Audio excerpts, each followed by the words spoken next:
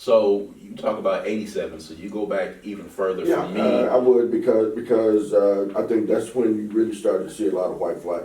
Mhm. When you saw more African Americans get elected to the council, Right. is really when the floodgates started to open up, and then when Harvey got elected, they really opened up, and you saw a mass exodus that opened those floodgates in the late '90s, and I don't think that we've seen the end of it. Right. Now, Now what we're seeing is more black flight. Right. And we're gonna get into that as a matter of fact, in the right. 21st century. right. Is any of that, and take me back so I can make sure that I have my timeline correct. Is 87 around the time when we switched over from the commissioner form of government to the city council form of Yeah, government? actually, I think it was in '85 Okay. that we first saw that form of government change, Mhm. and then there was an influx of candidates who were black, who wound up winning several seats onto the city council for the first time. And that's different because I'd always marked 97 as that point when Harvey Johnson won the election the second time. But really looking back on it, when we changed forms of government and more black people started running for offices here in the city of Jackson, that, in your That's really estimation, is what when kicked it off, things yeah. started. Yeah. So for people who are not privy to how this works, when white flight occurs and even when black flight occurs and people are moving to the surrounding bedroom communities, what does that do for the tax base of the city of Jackson? Well, just imagine that in 1985, 87, somewhere around there, we had 250,000 people living inside the city limits of Jackson.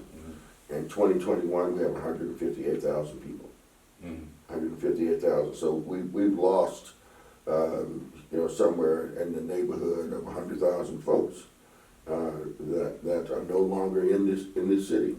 Wow.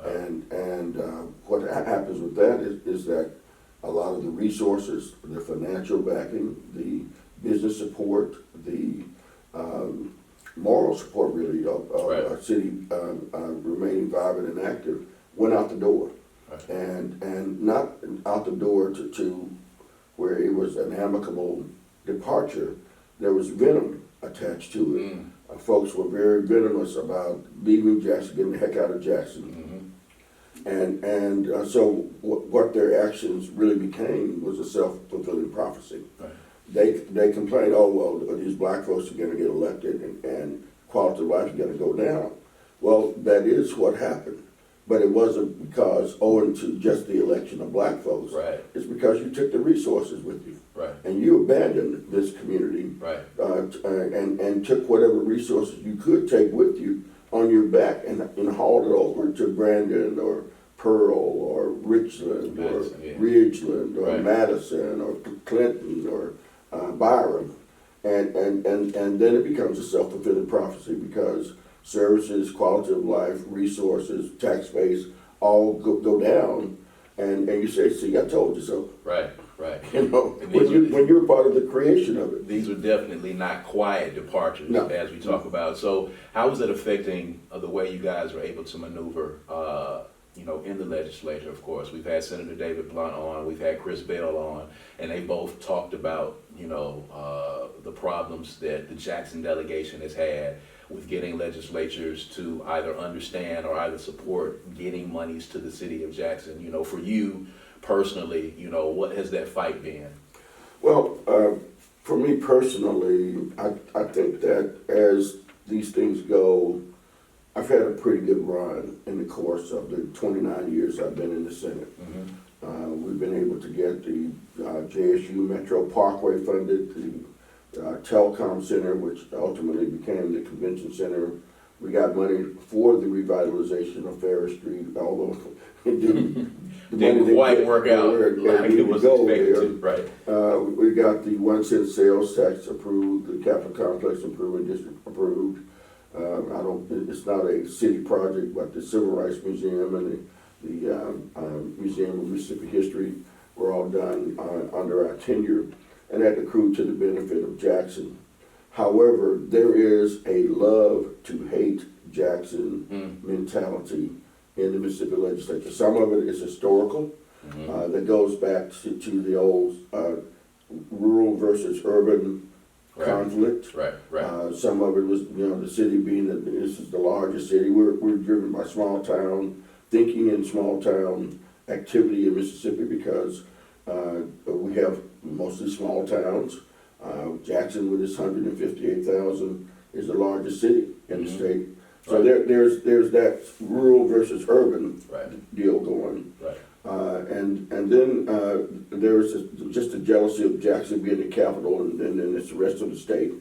But then there's the issue of race. Right. And that sentiment around race is what drives a lot of behavior, a lot of decision making, and a lot of attitude in the legislature. Right. So you've seen recently the water woes that have happened. Most recently we've had, some visitors from the federal level as we had yet another boil water notice. And as you guys are having these discussions in the legislature after Biden has passed this, huge infrastructure bill, what is your hope with this bill passing? What is your hope for the state of Mississippi, more particularly with Jackson, and what it can do to help to fix some of the water woes that we have right now? Well, just as background to your listening audience, we have a $1.8 billion allocation from the American Rescue Plan. We have $1 billion that is unbudgeted in our state coffers now. We have another $500 million over the rainy day fund that is in our coffers now. We are more flush with cash in the state of Mississippi than at any other time in our history.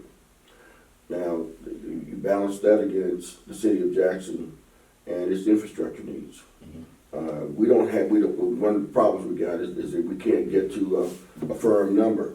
Right. Some say it's $500 million, some say it's $1 billion, some say it's $2 billion. That's going to take to fix all this stuff. Right. We need that number. Right. We need that number. Right. We need something that verifies that this is a good number. We know on the water sewer alone, that's an $800 million price tag. We know that much from talking to the engineers who worked on this over the years. That's what they tell me. But nobody's been able to give me a number on the streets and bridges. Nobody's been able to give me a number on the water. Right. So we need that. We're flying in the dark without a number. How have those discussions been, of course, because you need to get that number from the city? How are the discussions and how's the rapport been between the city and the delegation that is in the legislature and the capital? It's a mixed bag. It's a mixed bag. We try to work together as much as we can. There are a lot of egos at play. There are a lot of agendas that are different from. We don't have one main agenda.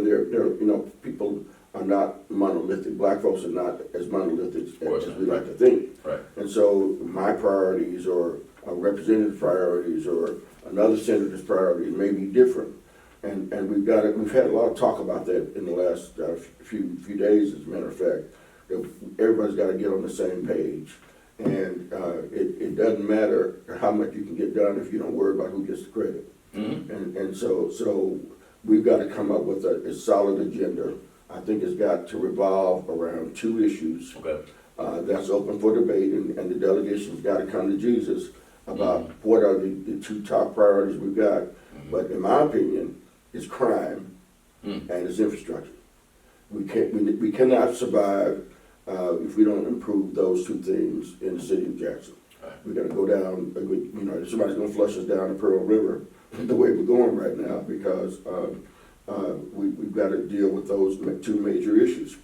And so we get to a firm number, figure out what the two top priorities are going to be. We've got issues with our jail. We've got issues with getting cases matriculated and adjudicated through our court system. The district attorney's caseload is backed up. And then we've got all these murders.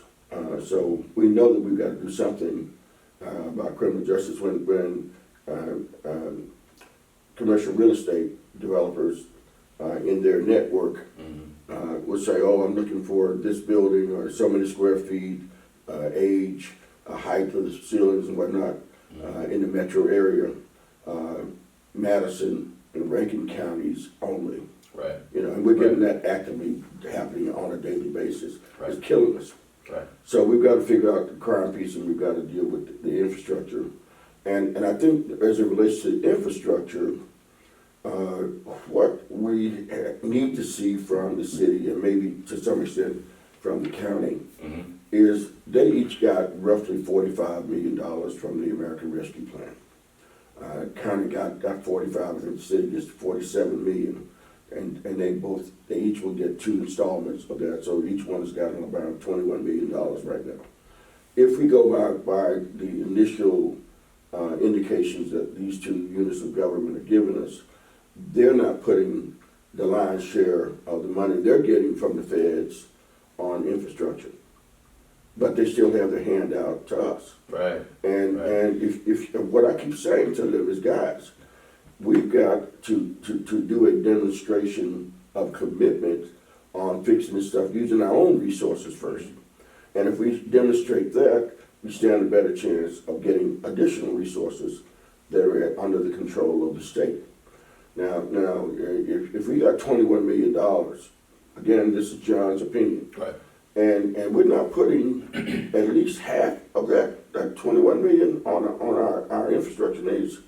And yet we're coming and asking the state for 47 million, for 100 million, 200 million. That dog ain't gonna hunt. We've got to show that we're putting up resources as well. Right. And we've got to show that commitment. The other thing that's a problem in Jackson, and that I don't know what the answer to it is a question of competency. And I'm just going to just put it Okay. out there like it is. Okay. We've got a water system that's broken. Right. We can't collect our fees. That used to be, the Water Sewer Administration used to be the cash cow for the Right. city of Jackson. Right. Now the city is having to put money into that system to prop it up and keep it going. So it's affecting our reserves. It's affecting our ability to make money on a system that should be a cash cow for us. And we don't see any major changes in that going forward.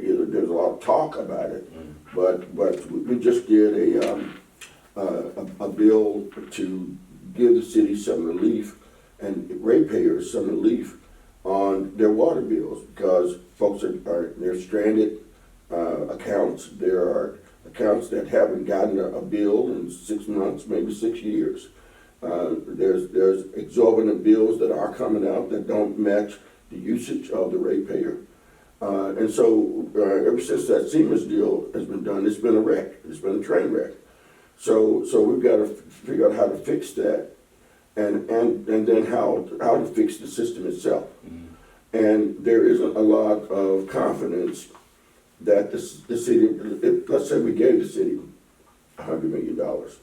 There isn't a lot of confidence that money is going to be managed. I mean, isn't that, that's a multi-layered issue, Senator. Oh, it's very We're much talking multi-layered. about, this is spanned over several different administrations. Several So, decades. That's right. each of these administrations bear a little bit of the responsibility of what happened with that Siemens deal, going all the way back to Harvey Johnson, right? Oh, absolutely. Now, I'm not blaming the current administration. This has been a multi-layered and multi-party responsible predicament that we've gotten ourselves into. It's not owing to one mayor or one administration. Right.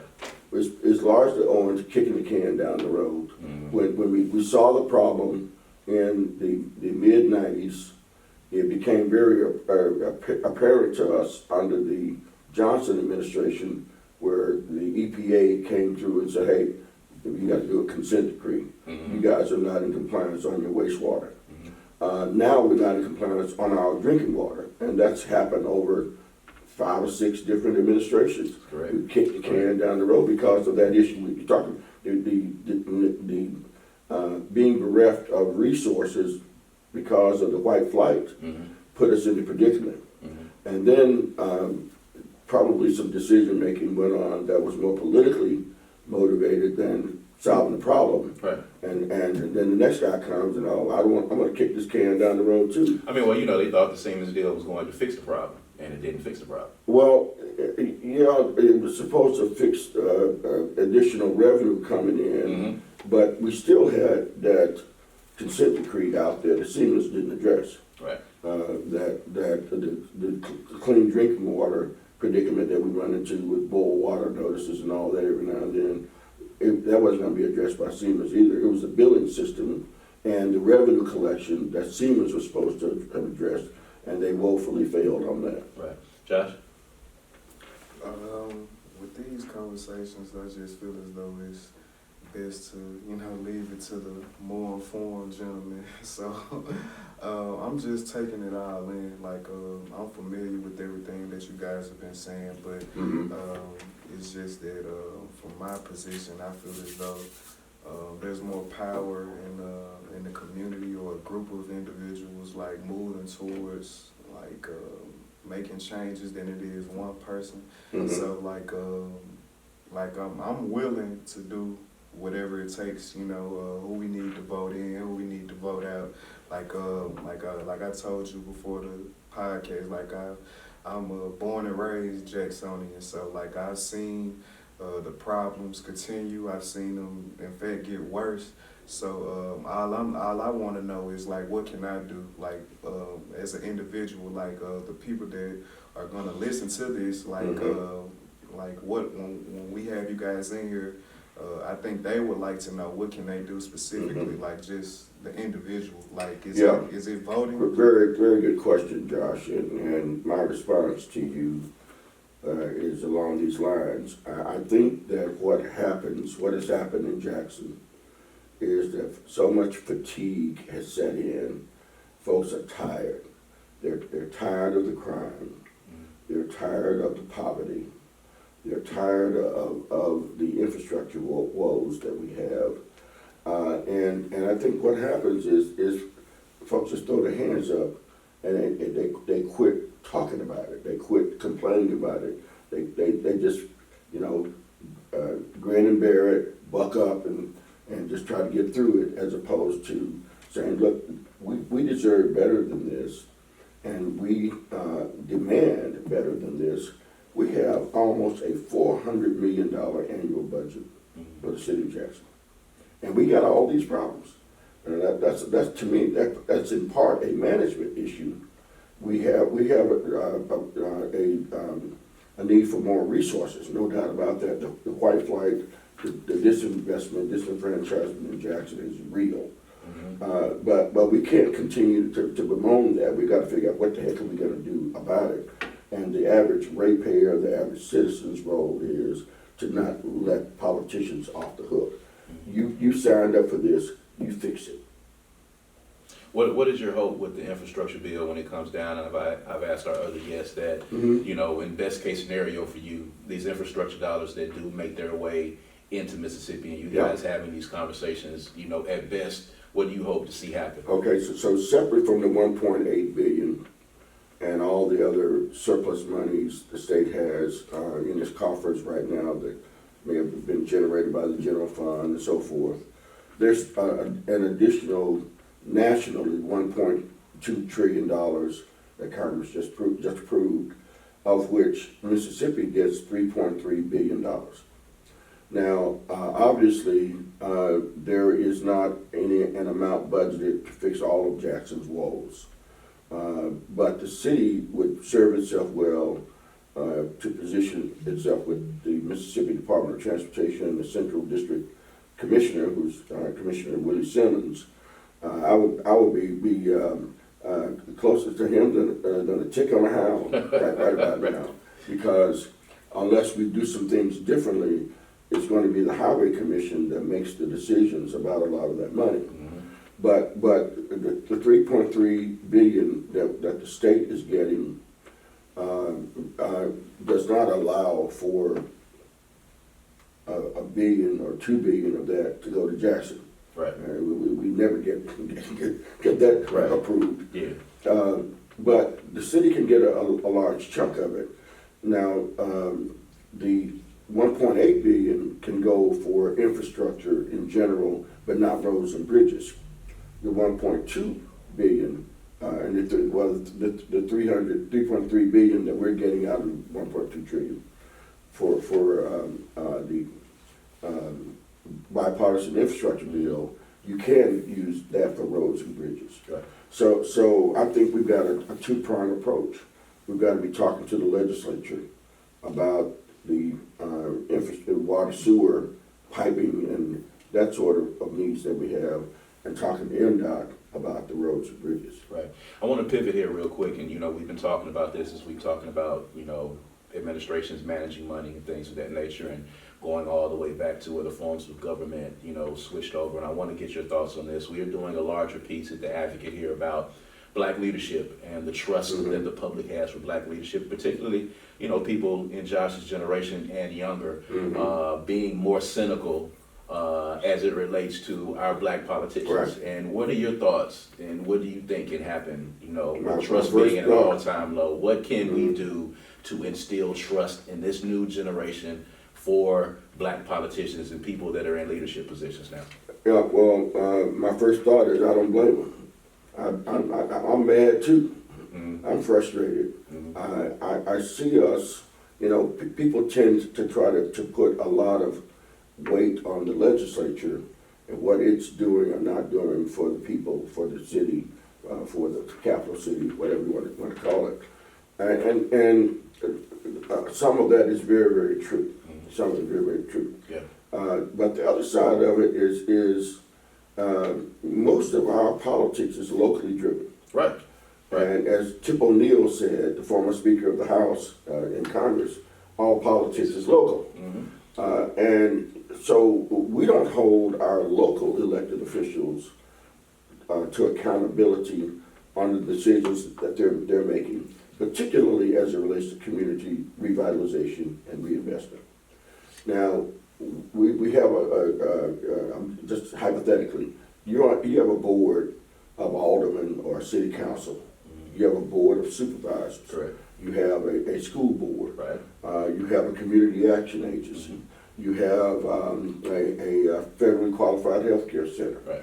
Those are some examples of institutions that African Americans in the state of Mississippi control, or at least we say we're in charge of. Right.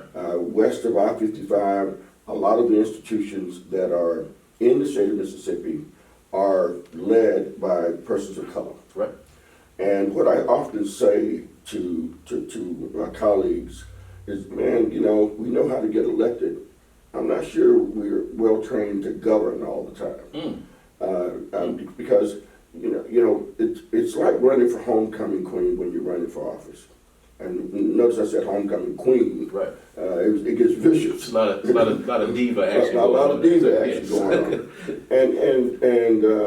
And folks know how to run a campaign. Right. But do you know how to run a government? Right. And That's a good point. the question is, Very good point. we don't put the kinds of things in place that make up for that potential deficiency.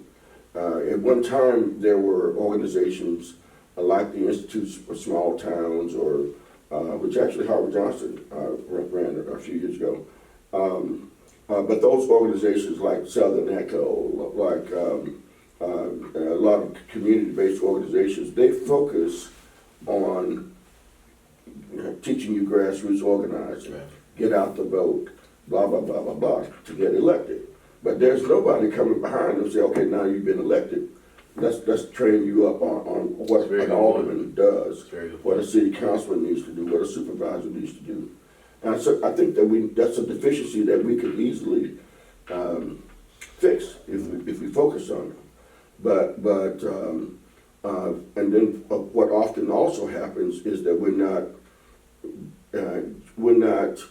anxious to make tough decisions, because tough decisions might get you beat. Right. Or at least make you unpopular. Make you unpopular. Yes. Then you get beat. Then you get beat, right. So we've got to do things that are for the good of the order, rather than what is individually in my best interest. What is in the best interest of this community? How can I encourage someone like Josh to be encouraged about the kind of leadership examples he's seeing if we're constantly making bad decisions, or we're not prioritizing the utilization of our resources, we do this instead of doing that because we're afraid folks are gonna get mad at us or it's unpopular. But it's the thing that needs to be done, you know. And so to someone like Josh, I'd say get involved yourself. If you don't like the style of leadership that you're witnessing, then you be a part of the agency of change, and you run for office, or you go and find somebody who's capable to run for office to get rid of. You know, if I'm not doing my job, I need to lose my job. Yeah. You know, if I'm not doing my job, I need to lose it. And if it's about improvements, if you're looking around your community, and the more folks you see who look like you are getting elected, and yet things are deteriorating unlike they have ever done before, we got a problem. And it's a problem of leadership that has to be fixed if we're going to re-establish the confidence in black elected leadership that folks are seeing on the wane right now. Folks are very disappointed, frustrated, and jaded about whether politics makes any difference in their lives. And it's all about politics. I will say this before Brad steps in. One thing I do know about the city of Jackson and its residents, that we are resilient. We're a resilient bunch, especially if you just notice over the past couple of years with the water crisis, you know, the bottled waters and you know, boiling your water, like it's now almost seems as if it's kind of the norm, which it shouldn't be. Right. And I just think that this is my opinion. I don't think we can no longer just feed the citizens of Jackson a bunch of bull crap. Like I think if an elected official will come in and just say, hey, here's the problem, this is what we need to do, and this is how it's going to happen, I think most people would be like, okay, it may be rough in the first couple of weeks or months or whatever, but if this is leading to something that's going to benefit us in our future generations, I think that, you know, most sensible people will be up for this. So yeah, they want transparency. Exactly. And I think that's what's lacking. And folks are willing to bite the bullet. They're willing to suffer if they see that a brighter day is coming. A good example of that is the 1 cent sales tax. Now, when I passed that legislation in the early 2000s, and it was around 2009 originally, and then we came back and passed it again in 11. And the local elected officials, I remember one of the elected officials said, "This is colonialism, but this is resources for this community." And again, because of the lack of confidence that the legislature has, there's some strings attached to it. But just like what I was talking about a minute ago, Josh, that folks get used to it. They tolerate it too much, and then they quit complaining about it. They quit demanding change. And I think, you know, that's kind of where we are now, is that we are so through with it, and we've given up almost on our leadership to be able to solve those problems. And I think it's going to take a whole lot to regain that confidence. Wow. Senator John Horhn, we thank you for joining us today, and thank you for giving us the color and the context that you have on this infrastructure issue. And we're going to be attacking, you know, more elements of this infrastructure issue and these water woes as this goes along. At The Advocate, we are dedicated into putting you in touch with the people who are making news. And we're going to continue talking about this issue and a lot more issues here on The Volume. We'll be right back.